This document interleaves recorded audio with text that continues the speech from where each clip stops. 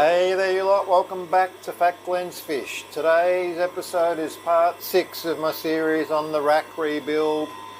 It's been a hell of a big job. We're getting a long way down the line now. I will cover off with you on the other side what's been going on and where we're at. We're calling this one the restocking and final touches episode. So if that sounds like something you're up for, go settle in and I'll see you in a minute.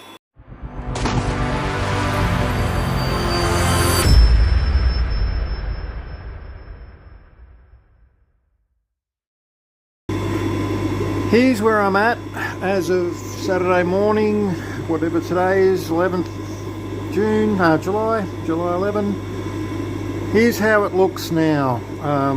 This is still not complete, but it's a far side from what we've been looking at from this sort of point of reference in the shed in previous videos. So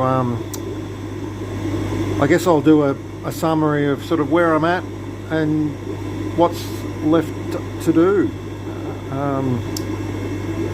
Starting down this end, we've got the full 13 tanks in situ now. The bottom two rows are identical tanks, 1.2 metre long by 45 centimetres by 45 centimetres.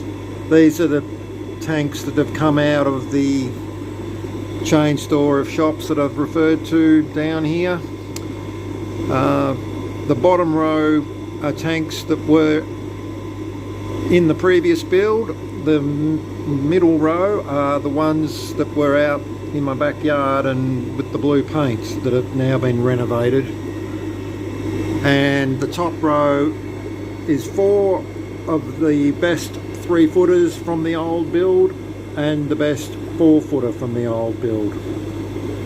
And the reason they're on top rather than in the middle 2 rows, well, the bottom 2 needed to be regular slots for the regular size tanks. To build these 3-foots in, I would have had to maybe have 2 shorter rows on the end, and it was complicated. This format, by the way, it's not just about what we see on this side of the wall, but it's what's to come when we look down this side. This blue rack backs onto the one we're looking at in the middle, and that's all got to be replaced now. And the length of rack I've chosen is going to accommodate me doing this expansion. I'll get there's 40 tanks in this bay here, and that's not going to change other than we're going to replace the old tube steel with a timber build because of the rust and whatnot that is a ticking time bomb in this shelf. And that's all going to fit neatly and nicely between the form ply end caps that I've incorporated in this build. So it's going to be super strong and stable, and that's all very exciting. It's just a hell of a lot more work. Righto, let's start down the bottom here. So this tank is back in situ. It's got one of my sponge filter souped up with the K1 fluid bed media. This filter in particular has it came out of this rack, whatever it was, 2 months ago, 6 weeks ago, and it would have just been chucked into one of my tanks over here. I plumbed them in and ran them where I could possibly find an air tap, but some of these filters did just literally sit in the water without circulation. So I wouldn't trust this to take a full tank load, but part of the process to come is my fish that have got to go back, which there's a couple of tanks of them over here. When I break these tanks down, I will grab a fully mature and seeded filter that's been running, and that'll go in up the other end of this tank and for all these tanks, so that I can deal with load. It still doesn't mean this will be what we would call a mature or seasoned tank in the long term, because obviously we're going to have good bacteria in our filters, and especially in our fully seeded one that we're going to pinch. But these tanks have been outside for a while. Obviously every good bit of beneficial bacteria that used to live on the glass and in the sand is all gone, and we're going to be rebuilding all that, and that is obviously not something I can just do. That's going to take time with fish in situ, and the same for all my rocks and decorations that are outside. So I've got to be a bit careful early on, but there's nothing stopping me from having fish in this tank this afternoon if I choose to, so that's exciting. Next tank up, same deal. This was one of the refurb tanks, as I mentioned in the intro. So same situation. We've got one filter that had media, had been running 6 weeks ago, was just literally dumped into storage for 6 weeks, so it remained wet. So obviously we're going to have some bacteria left, but probably not as healthy as they were because the tank wasn't running. So I just need to add one more filter and fish, good to go.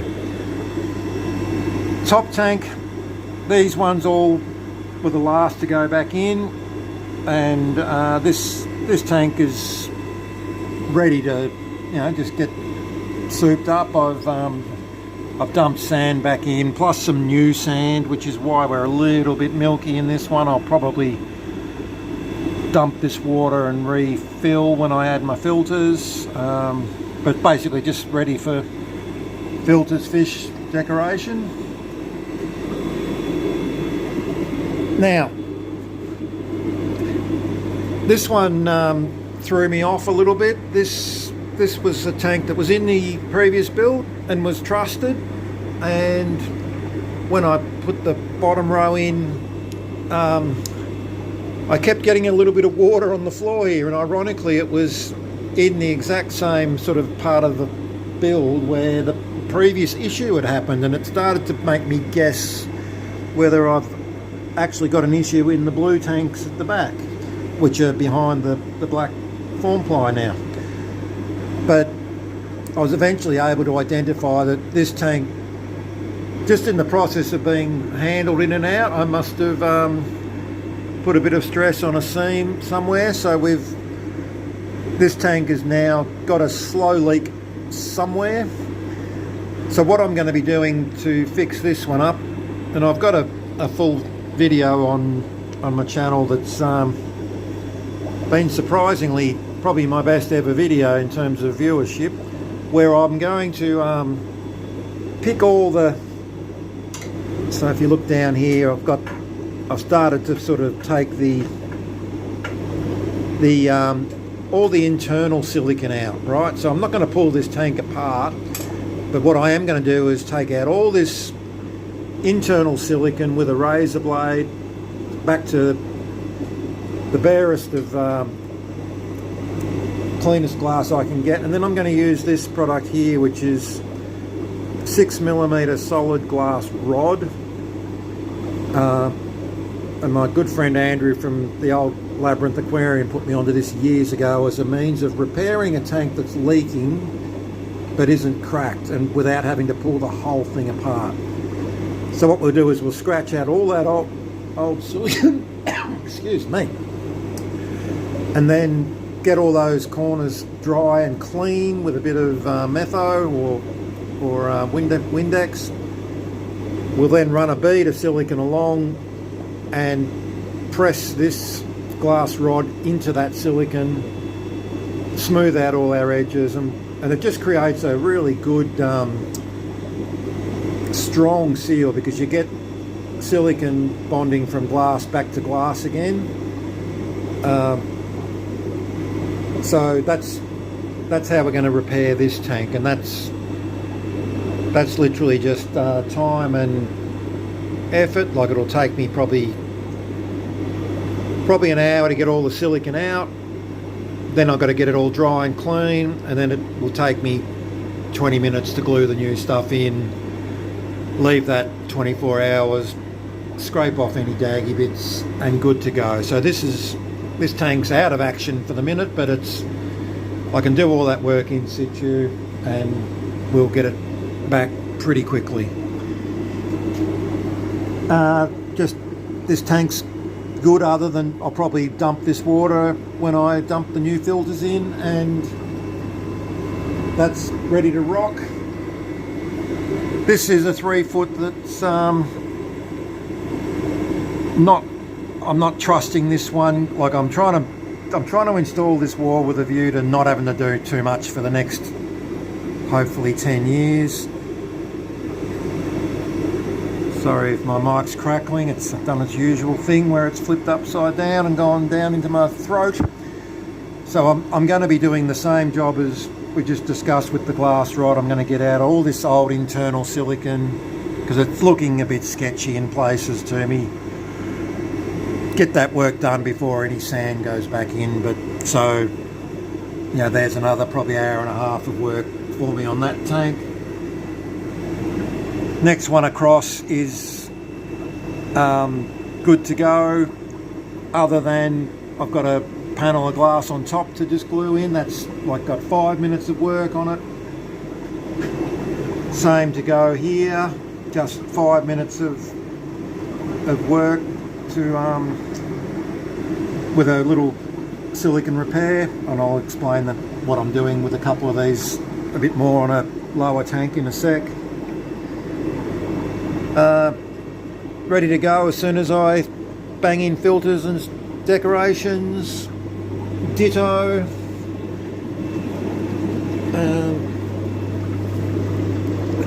Pretty much ditto here. Now this is the one where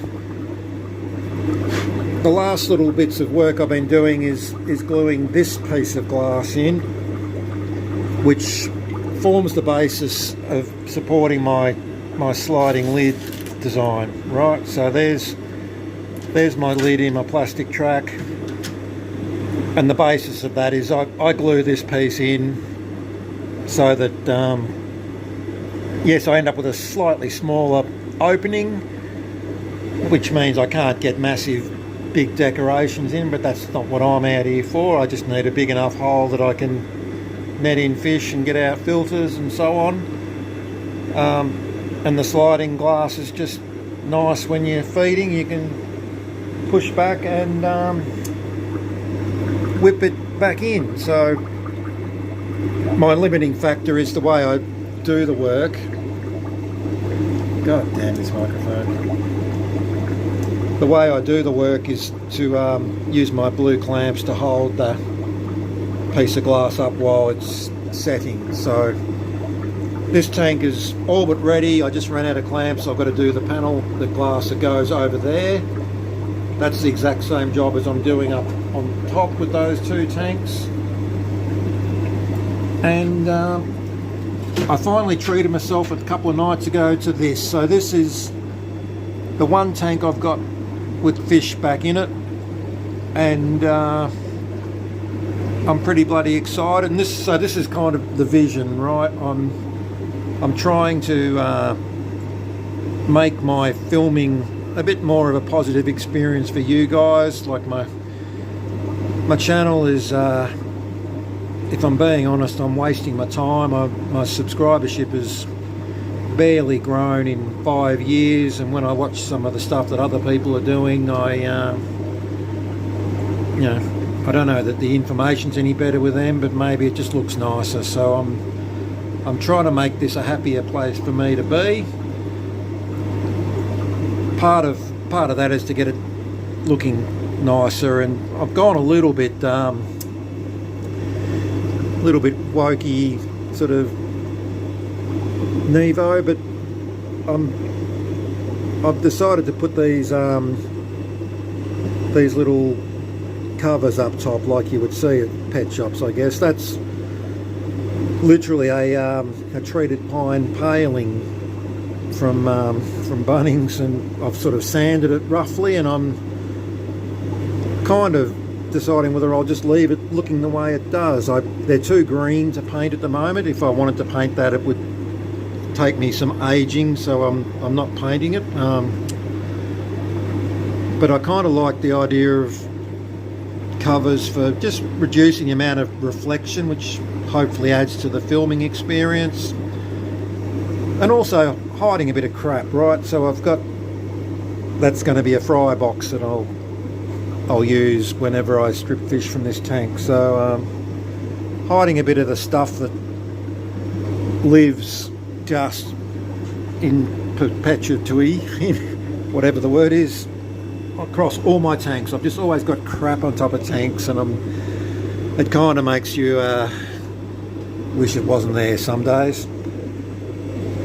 The other finishing touch I've got to do is with my sliding is to buy some of this, more of this plastic track that goes on the edges of our glass. This has nothing to do with the way the thing slides.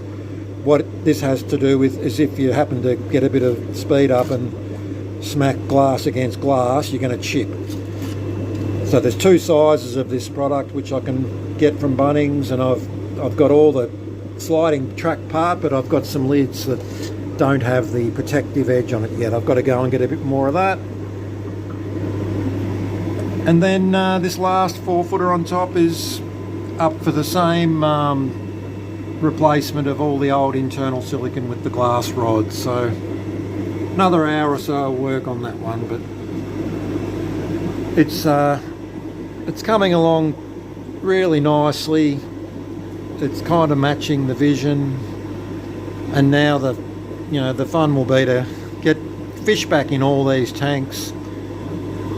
And whilst I'm pretty wrapped with the way this looks, it's kind of still a bit sterile. I kind of miss all my crap growing on the back glass and whatnot, which I know the fish appreciate too. So it's going to be 6 months, a year before this some of these tanks take on the character that I've lost, but it's certainly coming along. So enough of me. I've got some more work to do, and we'll show you later how that goes. Just going to run you through a little method I've developed for gluing glass or siliconing glass. This is going to be to do one of those little portions at the back of our tank that form part of our sliding lid mechanism. I've cleaned and prepared the surfaces where I'm going around the corner. This is the piece of glass in question that we're going to be running silicone along this edge, which will push against the existing brace or the existing rib at the back of the tank. So that's edge to edge seal. And then I'm going to be beading the either end, which will go up underneath our main central brace, and our end, the minor brace, whatever you want to call that section down there. That glass is basically, I've scratched all the silicone and whatnot off. This is just methylated spirits that I'm going to use on a cloth to prepare the surfaces where I'm going to run silicone. We obviously want dry, and we don't want any greasiness from fingers, so the metho looks after that for us. And here's something that I've learnt, like trying to get silicone on that edge, you've sort of got to support this glass somehow, and this is where our scissor clamps come in really handy. We're going to use them like a vice. So that's just going to sit here on my bench, relatively secure. That's going to give me ability to access all areas. Now my silicone gun, it's been a couple of days since I've used it, but I'm pretty sure we're going to be able to just pull out our little daggy on the end and wake it back up with a gentle squeeze. Yes, we've got silicone coming out. I'm just using paper towel there to clean that end off. And so I'm going to start by just using fingers to run either edge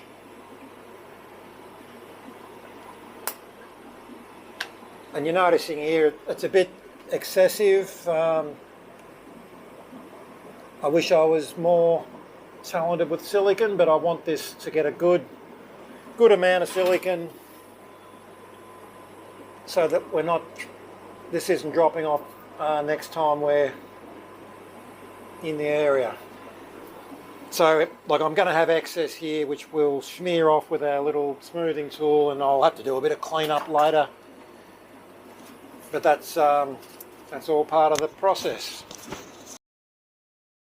Alright, now hopefully I've got my camera pointed somewhere in the right direction, because I'm obviously dealing with silicon here now. I don't want to be touching my camera with silicon on my fingers. It's a bit awkward because I've got water in the tank, but basically we're going up under our braces, a little bit of rocking at the back to get a smear, and the challenge just for the next minute or so is to have upward pressure. I'm going to use my smearing tool to smooth off the excess along the back. And you're probably thinking, why the hell is he putting that in his tank water? That's just the way I've found to do it. I'll pick that booger out later on. I've got myself in a bit of a mess here. I have to change grip.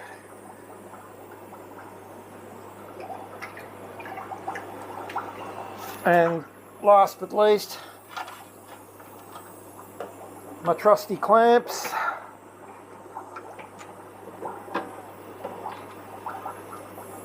One of my scissor clamps, and the other is my quick action G clamp. I would have used both G clamps if I could have found them, but we're in place. So that's an annoying little repair done. I've still got to do 2 more of them up on the very top shelf, which was going to be even harder to film. So getting there, another couple of tacky jobs done. Righto, today's patch-up job is we're picking out the silicon that is in these tanks that I want to upgrade with the glass rod so that I don't have any trouble with them popping a seam in the next near future. A bit of water helps with this job, and I've got one of my safety blades here, and what I'm going to do is just gently slice and scrape away the old silicon. And the thing to be mindful of here is how your tank is constructed. I only want to pick out the internal silicon, i.e. the silicon that is in our corners. I do not want to pick out or slice the silicon that is joining this bit of glass to that bit of glass. In this case, this tank is made where the walls sit around the base of the tank, so I don't want to be slicing down vertically with a blade that's flat against the glass, because I run the risk of going into the silicon that is joining the 2 pieces together. So I'm going to run with my blade at a little bit of an angle so that I'm not going into the silicon that I don't want to cut. Now, the other way I need to cut is horizontally, so I'm just literally going to get my blade as flat as possible on the bottom of the tank to do the other slice. And this is the one, this one you can't cut away good silicon because you're not going between the 2 pieces of glass. This is This is only slicing the corner silicon off the base. And you'll get a feel for how crappy and old the silicon is just by how easy this job is to do. And if it's an old tank, the chances are you're going to get this situation where it starts to come off, and you can almost, in some cases, just literally pull it out once you've got it started. I'm going to go vertically now. Same scenario here. I don't want to plunge my blade, so this is probably a bit easier to film. If I was to go flat on my glass that way, I run the risk of cutting this glass off the end wall. So I angle it back a bit so that I can still run a slice down into that corner. Now I think the way this silicon is feeling, it's like a job that I reckon I've patched years ago, because it's bumpy and horrible, which would lend itself to being my skill level of silicon, but it's also coming off relatively easily. So that's just the job we're on. It's not terribly glamorous. Bit of water to help the blade slide. I use a sort of a blunt blade to get the bulk, and then I've got a better blade where I will come back and get the little tiny bits that are in all the grooves. We're putting new silicon on, so we want as clean as we can get. And once I get all this rubbish out, we'll drain our tank fully, and then we'll get everything dry. We'll give it a bit of a wipe with the metho, and then I'll be ready to do the silicon work. So I've done 2 out of 3 tanks this morning, and it's come along relatively easy on those 2 because they were really crappy old silicon. This one might take me a good half hour, so I'll check back in when that's done. So on the bench there is my last 2 panels of glass that need to be glued up top of these tanks. This tank is the one I just filmed earlier, so I've picked out all the silicon now, and what I'm doing is a lazy way to get this water out. I'm going to have a break for a while. I've got an old scouring pad poked down the drain hole of my tank, but the other end still touching the base of the tank, and that's going to act like a wick for me. That'll sort of basically siphon the water out of my tank, so I don't have to do anything about this other than a bit of time. It's not as quick as getting in there with a sponge and mopping it up, but I just can't be bothered with that. I've got sore hands after all the scraping with the blades, and it does work relatively quickly. I did this tank a couple of hours ago, so we've got our wick siphony thing going there, and there's very little water left in this tank, and same deal happening down the bottom here. So sorry, central drain. So all that remains now is I'll come out here a bit later on with an old beach towel, and I'll just dry the remnants of that area. I'll run around all the edges with the metho on the cloth, and then I'll spend an hour or so on the silicon gun, and that'll be me for the night. Just looking at some fishies that I've been working with. I really want to get back to looking after fishies, and that's going to happen in a hurry, probably this weekend now. Finally have all these tanks repairs done, and I can really get back to having some fun.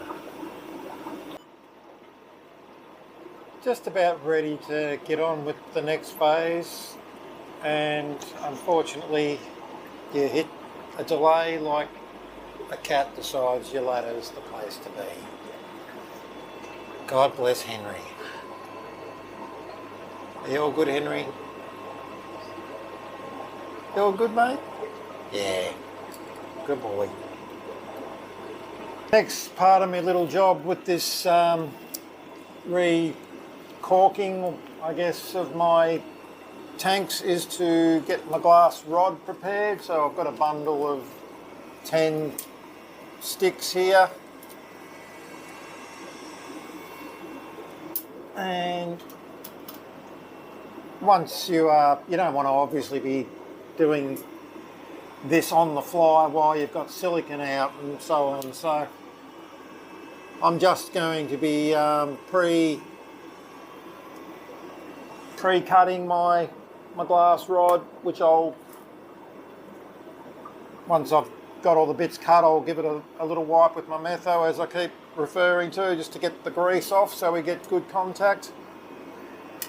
I could actually nick that edge on my cutter that we used in the earlier episode, but you can cut this stuff with a pair of side cutters, and sometimes you get a little burr on one edge, but you can just scratch that off on the concrete slab on the ground. I'll get up on the ladder and drop these in, and I might have to trim a few little bits and pieces. Just trying to put it somewhere where I don't break it.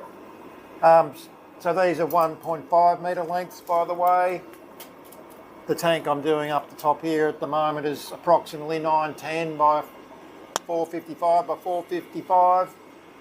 So I'll get one piece for the length of the tank, and I'll get one corner here. I've already got a piece somewhere that's the right height to use as a reference, so we'll get a second piece out of that.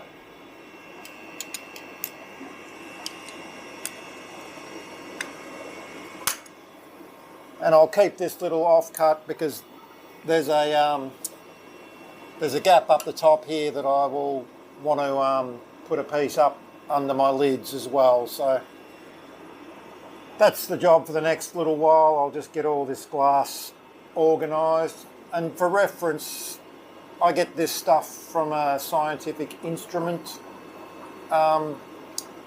supplier down here in Tassie. They're called Imbros, and this stuff's role in the scientific instrumentation is to be used as glass stirring rod in your high schools and chemical lab situation. So you might have done some stuff with Bunsen burners and whatnot back in the day in science class, and that's what this role's for, I believe, primarily. The 1.5 metre length cost me about $8. So I'm going to end up using a bit less than 3 of them, I think, on this tank. So, you know, $25 plus silicon to get this tank where I hope I shouldn't see any issues with it for the 10 to 15 years that I keep referring. So that's my job for the next little while. Righto, I've just had a weekend of working. I work every second weekend at my day job, and I've watched a bit of footy, and tonight's job is to leak test the I've repaired all my tanks now, which includes the top glass sort of situation for sliding lids, and the 3 tanks which now have the glass rod inserted and glued in, and I am now what I call my version of leak testing.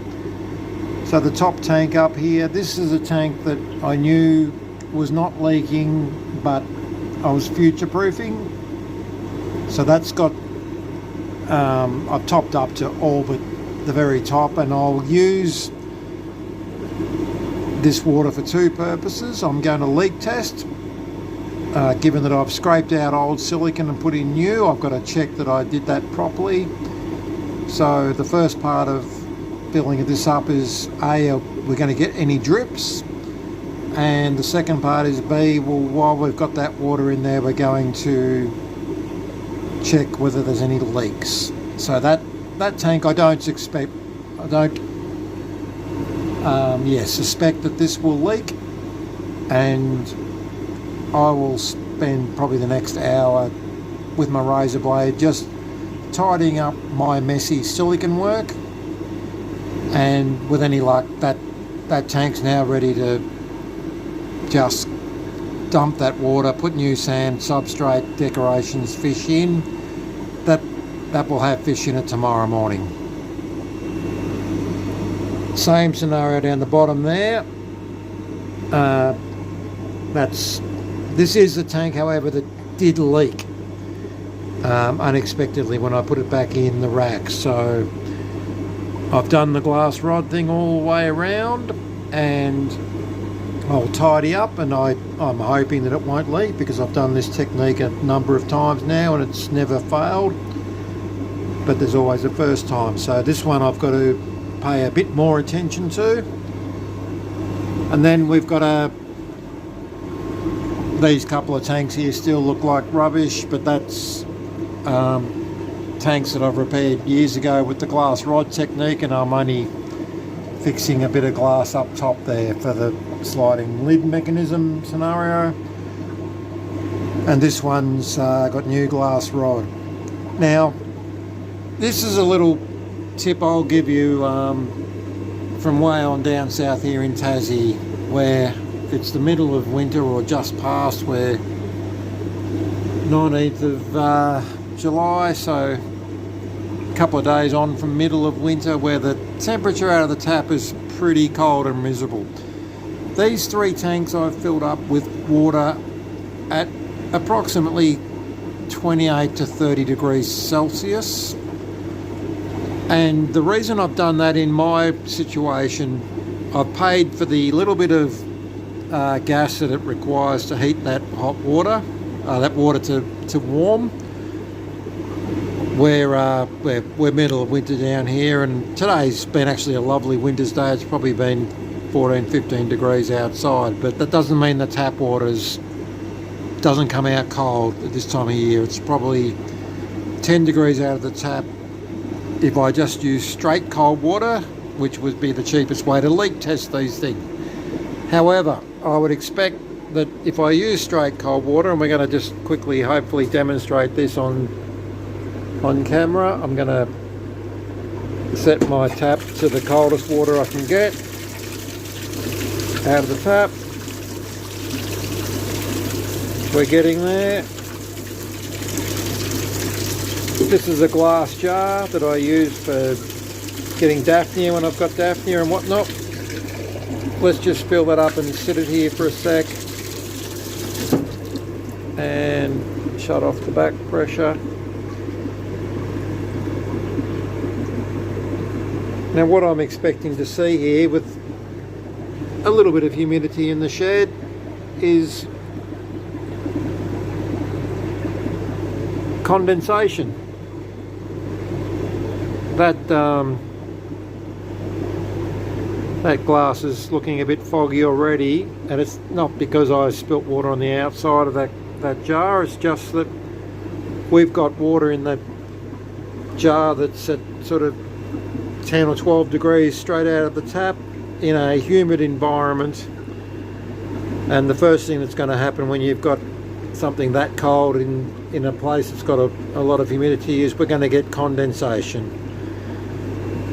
And the reason that and this comes back to the reason that I didn't use cold water in these tanks to save 12 cents on gas, is that I'd be wondering, if I had water dripping off this corner, is it because I've stirred up a leak, or is it because the water's just condensing on the outside of the tank and dripping off? So that's just a little thing I've learned over the journey down here in a climate that can be cold in the middle of winter, is do your leak testing with water that's at a similar temperature to what's running in your fish room. A couple of weeks have slipped by, folks. I've had a bit of a busy patch at work, and I've done some had some healthcare sort of stuff to attend with, the skin cancer checking sort of stuff, and ended up having to get a couple of little bits and pieces chopped off and whatnot. But anyway, all good. Just slowed me up a bit. We're basically there, folks. I'm going to close out today with a review of where I stand. Like, it's not a completely finished product yet. All our tanks are in with fish in, and I'll talk about fish in a tick. I did spend a weekend building myself a little workstation here, so we've got a top shelf for lighter objects, and that often includes Henry the cat. I've installed myself a little light that I can turn on and off up there. We've got a shelf for water products, airline tube down the far end, and then we've got a flat area here which is just, as I do, full of clutter. We've got food buckets on the end, various tools, a little thing from Bunnings to take some of the basics that I use, air taps and air stones and little silicone-y tools and whatnot. We've got some places to put our pens and pocket knives, got a phone charger. We've got a little sort of skinny storage option under my table just for flat tools, and I'll probably put absorbent pads in there that I use in shipping. Underneath we've got a place for our salts, buckets of salts, and our little pink drawer full of plastic bags. So that's most of the kit that I use to run the business, all with somewhere to go now, so that's good news. I've spent the last part of this week decanting all the fish that were crammed into these two tanks, and you're probably thinking there's a lot of fish crammed into these two tanks, but these are mostly now fish that'll go on to my next list to put to the stores. So this is all grow out and holding now, nothing much in here that has consequence for me from the breeding point of view.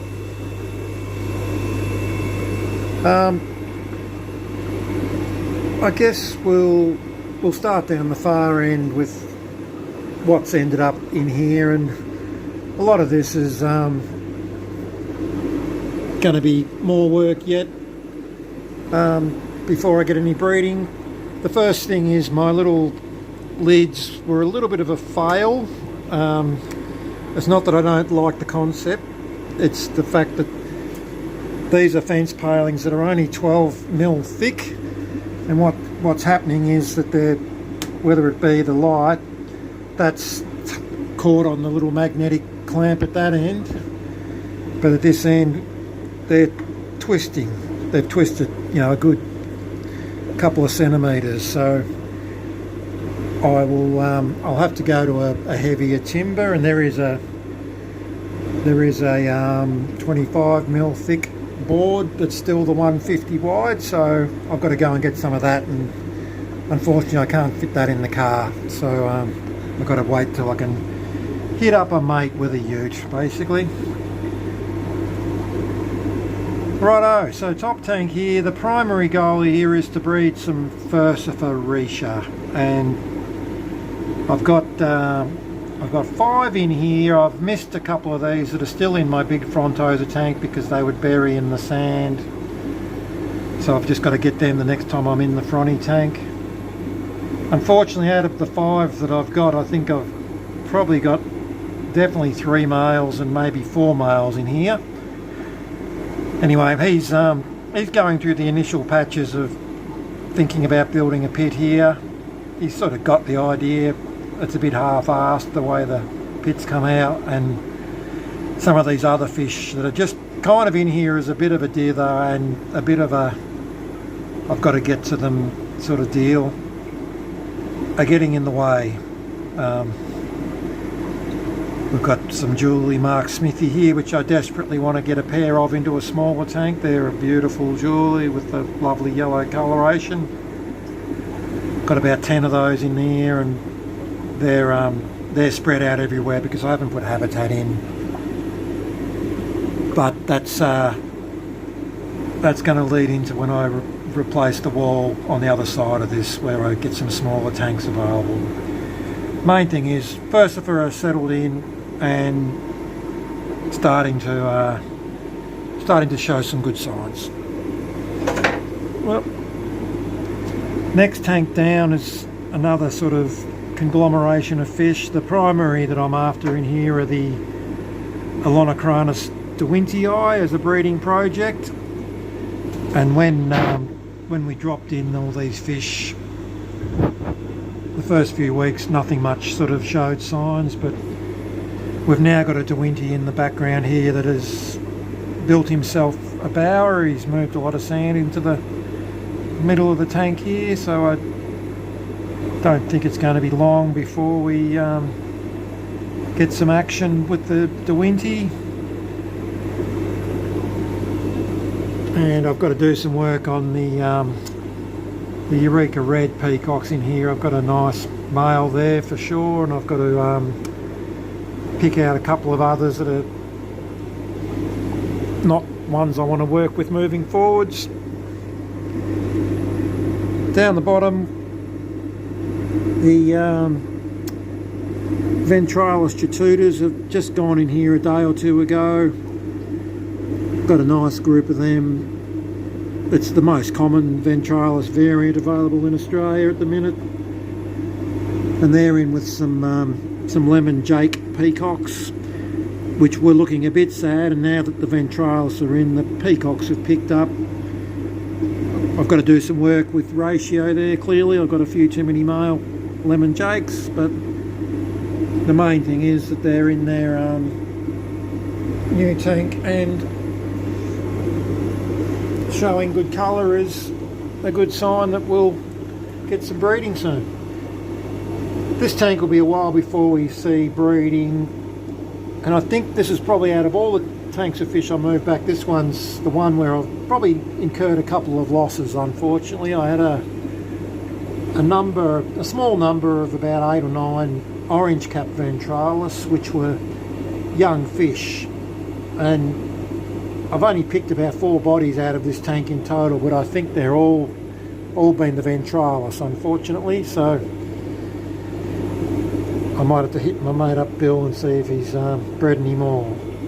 And we're gonna run these with some Solosi, and I've got a nice variant of peacock in here, which is the Maleri Gold Sunshine peacocks, which are another from my good mate Bill, that are young fish, and hopefully we'll get some size on them now they're down in a big tank. This tank is my beloved group of Gnathochromis pemaxillaris. There's 3 fish in here, all sooking and sulking, and this can happen when you reset Tanganyikan cichlids. They can really take a time to re-establish their mojo, so I'm probably going to go into this tank again and properly build some habitat in keeping with videos that I made in the past. I've got some theories on breeding this fish with the pipes and whatnot. I've got them dithered up with some young Nagara flametail peacocks down the back, which everyone's happy and eating, so there's no dramas. It just doesn't look much because there's a little bit of getting used to new digs. Now this tank is giving me concern already. That menace there is a male elongatus, Lepidiolamprologus elongatus, and they were in that big 6-footer with a shit ton of other fish, and everything was good as gold, but he's clearly got me worried. He nearly killed a female straight out of the gate in here. I've rescued her and I think she's going to be okay, but now he's I think got the other one pinned up top here, and I've thrown in these red Reuben peacocks as a bit of a dither and a punching bag. I've only done this morning, so he's now pretty cranky about them as well, which is part one of hopefully allowing this female up here to calm down and find her place in the tank. And I'll probably have to throw some more structure in just to give her some more options. I'm trying a similar situation in here with some Lepidio lamprologus Nakambe, or maybe Kendali. Bit of conjecture on which fish this is, but I've got 3 of those in here, and I can't find one to show you. And I've got a small group of blue neon peacocks, including this one albino specimen, which I'm going to run for dither. I haven't got the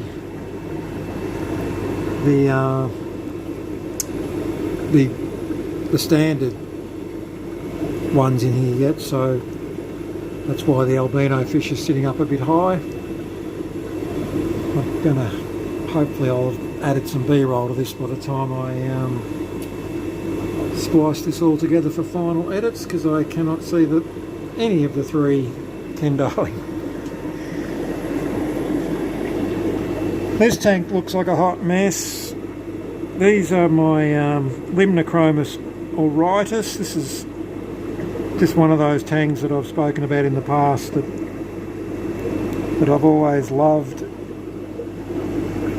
I love the breeding habit of these. These are biparental mouth brooders. And I've got 4 fish in here. I just have had all sorts of trouble getting these to breed since probably haven't bred these for nearly 2 years now. I've got these housed with some Stuart Grant-eye Cobway peacocks for dither, and it's all fine. I've got to sit here and really study these and get the pair sorted out, which will get there in the long term. Down here is my group of silver streak ventralis, the Mapimbi variant. Got sort of 15 or so of those in here. They've only just gone in yesterday, so they're still not 100% happy with the digs yet. And we've got some Labidochromis chismule mabwekas and some red shoulder peacocks, so it's quite a nice tank of fish. I've just got to get them settled and see how we go. It might be the ventralis would prefer being on the top shelf though, so if they don't breed I'll probably have to work on getting them up in the world. Here is my group of Tropheus. These are the Bemba Red species, I believe, or red Malero, sorry, red Maleros. 20 or so of those, housed up with my OB peacock colony. Certainly a colourful and busy tank. And we've also got some, so we might have had a loss or two there. I've got some Chalanochromis nadoibes that only came out of the big tank yesterday as well, so they're tucked away in there until such time as I give them a run in a purpose-built breeding situation. Yep, microphone.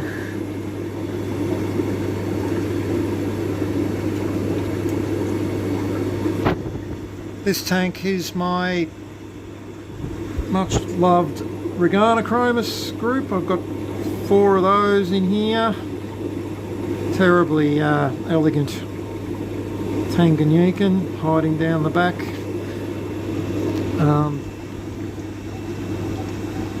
Been a challenge to breed these, and desperately want to get them running soon. I'll have 4, and hopefully with spring coming on I'll get mosquito wrigglers in my pond again, and that'll help. From memory, the conditional feeding is key with these. And we've got our Nasuta Gold Capillis in here at the moment too. Got a trio of these, which I did get a small number of fry finally recently into this fry box. I think I've got about 5 or 6 in there, which will be to grow out and add back to the box.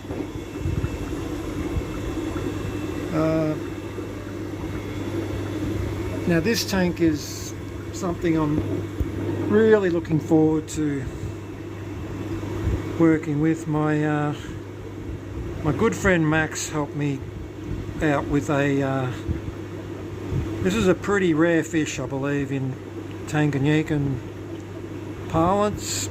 That is a Neolamprologus prochillus. I've got 5 in here, and unfortunately I've mucked up and I've managed to drop in a Chalanochromis nadoibi that I misidentified. So there's 6 fish in here, and when I came out this morning they had it pinned up in the corner a bit like down the road, and I wasn't able to catch it, so I've got a net in here hoping it'll go back up high, because I don't want to have to take all this scape out just to catch one bloody fish, because as I mentioned, you know, these fish are taking their time to settle into their new confines, and I don't really want to have to disturb them all again. But this is one I really, you know, I want to give them the best chance in a species only tank and feature them. And our last tank here is it's a bit of a mess at the minute. These are Neolamprologus sexfasciatus golds, and I've got sort of, I don't know, 10 or so of these, and I think I've got a stray Solosi in here that I've got to get out. And the plan is to get a pair or maybe a trio established in here.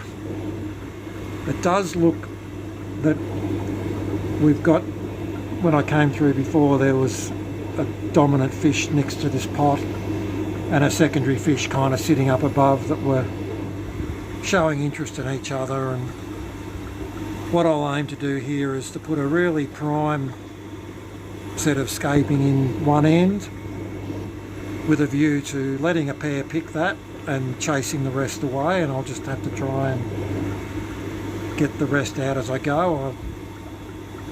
Otherwise I could have a crack at trying to just throw a boy and a girl together, but I'm always much more of a fan of letting them choose their own partner. So that's it, folks. Fish are in.